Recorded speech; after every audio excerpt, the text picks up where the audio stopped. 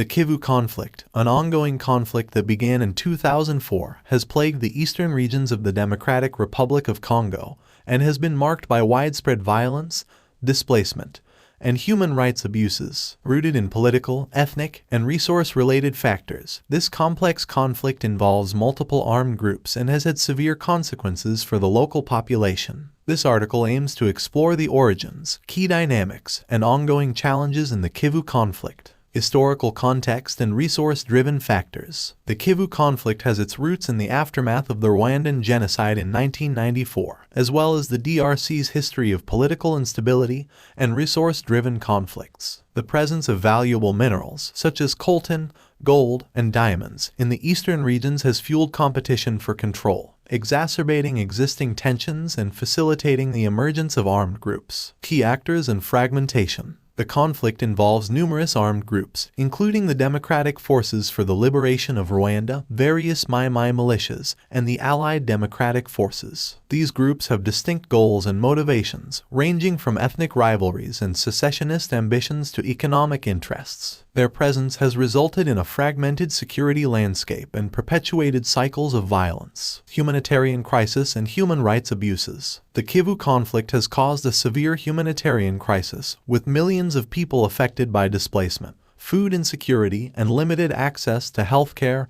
and education. Civilians have borne the brunt of the violence, facing sexual violence, forced recruitment, and mass atrocities. Women and children have been particularly vulnerable, experiencing widespread abuse and exploitation. Regional dimensions and proxy dynamics. The Kivu conflict has regional dimensions, with neighboring countries such as Rwanda and Uganda accused of supporting armed groups or benefiting from the illicit trade in natural resources. These countries have been accused of providing military support and a safe haven to various factions, further complicating the conflict and contributing to regional instability. International efforts and challenges. The international community has responded to the Kivu conflict by providing humanitarian aid, supporting peacekeeping missions, and promoting diplomatic initiatives. The United Nations Organization Stabilization Mission in the Democratic Republic of Congo has been deployed to protect civilians and facilitate political processes. However, challenges persist, including the illicit trade in natural resources, weak governance,